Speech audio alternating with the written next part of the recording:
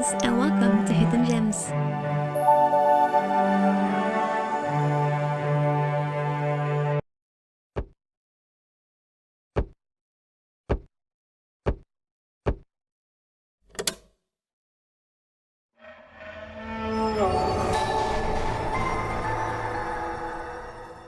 Don't be scared. The game is in English. I just could not find an English trailer for it. So this game is based on a Chinese drama called The Bad Kids, or The Cat's Cradle, and it follows 3 students who accidentally filmed a murder, and the aftermath as they and their families get involved with the suspect. So the game doesn't follow the events of the drama exactly. They go on their own special video game spin to it. So you'll go through 5 chapters, each focusing on a different characters. And you have to solve puzzles and explore people's unconscious, like Persona or like Inception styles, in an exploration of the show's themes on how family and politics can really hurt the growth of teenagers. With a demo that's already available. The Bad Kids releases on the 17th of January on Steam.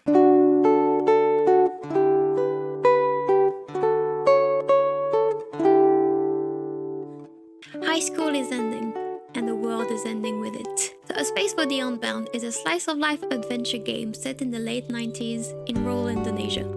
It tells the story of overcoming anxiety, depression, and the world is ending. And you have supernatural powers now. So you have to explore, investigate, dive into people's minds, and pet the cats. I'm not kidding. You can pet all of the cats in this game. Every single one, it's so good. There's already a prologue available for free, which really sets the tones and tells me that when I play this game, I'll need tissues. Yeah, A Space For The Unbound releases on the 19th of January on Steam, Nintendo Switch, and PlayStation.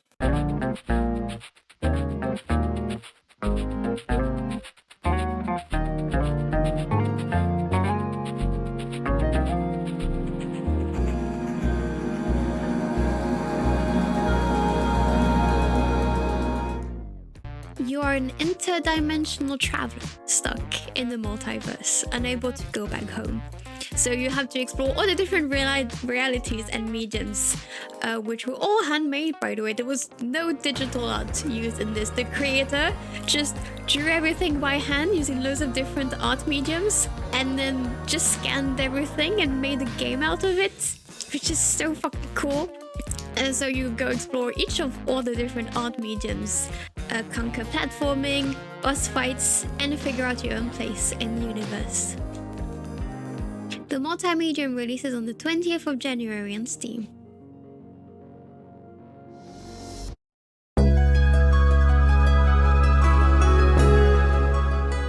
The gods have abandoned Midgard, and with it, the sacred Elder tree. After the death of her father, Esther is the tree's new guardian. But with the gods gone, corruption was rampant. So you have to make constant hard decisions between puzzle solving and fighting. The fighting is fucking cool, by the way. It's one of those music rhythm games. The more you miss, the more life you lose. And then in some really cool parts of the fight, the music will just go to the sides. And so if you can take your eyes away from the things just jumping down at you, you see the fighting itself. It's very cool. It's very but the thing is, I'm used to these kind of games, and when I played the demo, I had a couple misses in one of the fight, and I was like, no, I can't do the fight again. What's my goal? Give me as necessary. Can you tell I played Osu? Can you tell I'm an Osu player? It's sad. So with the demo available, Atone will release on the 27th of January on Steam and Nintendo Switch. Welcome to the Kingdom of Ankist. You are the head of the King's Council, deciding the fate of all. Every decision you make may change the course of history. Welcome to the Kingdom of Ankist. You are head of the council, leader of the King's Inner Circle, a powerful but very fragile position. So you can choose to be a member of one of the 12 different houses, and each of them have their own goals. So you'll be at the king's side, and you'll be faced with hundreds and hundreds of moral and ethical dilemmas, and you have to choose whether you want to support the kingdom, support your own house, or just support yourself. Listen to the advice of the council members or overrule their decisions. Prepare for the final uprising, foreshadowed by an ancient prophecy. The King's Dilemma Chronicles releases on the 30th of January on Steam. Psst. Have you heard about the living ink?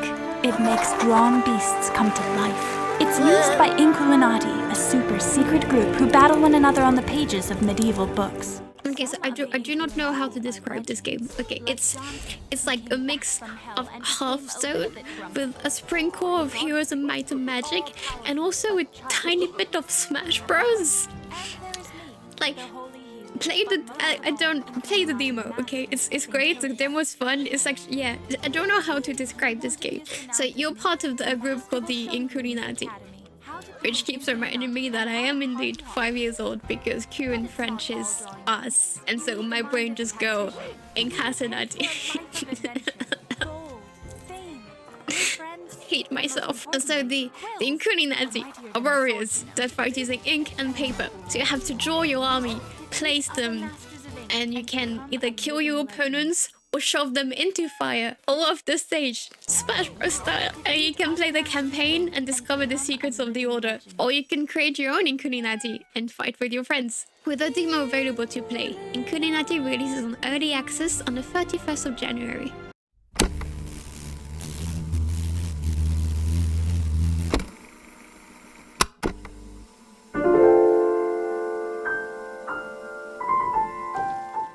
So usually with apocalyptic stories, there's two scenarios. You're before the apocalypse and you try to prevent it, or you're afterwards and you try to deal with it. This one is different. It happens before the calamity is supposed to end the world, but you're not doing anything to stop it. You're creating a letter for the future. So you're going around documenting the world before it goes to shit. You take your trusty bike, your camera, and then you go explore the landscape, document, photograph, and each medium that you're recording in records different things. So you can record sound, music, art, architecture, and then the lives of the people who all know they're going to die. And you just learn their lives, how they're coping, their relationship with each other, and just living their last moments together. So bike through the ending world, with music evolving and drifting as you pass through landscape, and write down your letter to the future. Season, A Letter to the Future, releases on the 31st of January on Steam and PlayStation. And that will be it for January. I'm generally so hyped for some of the games here. I feel like half of these games would just make me want to cry. But you know, that happens. It's fine. I did go full French today. I found my grandpa's old beret, and you know, if being the French person who wears a beret can be my brand, I had to Google how to wear this. I had to be like, how the fuck do you wear a beret? And it's ironic because my grandfather was British. So, but you know, Leeze lore. As always, if you want all of the links to wishlist or purchase any of the games, they'll be in the pinned comment right below. And if you want to see my face more, you can join me on Twitch or my VOD channel, which I'll also link in the description. And otherwise, have fun playing the games, and I'll see you in 2 weeks for the games of February. Bye!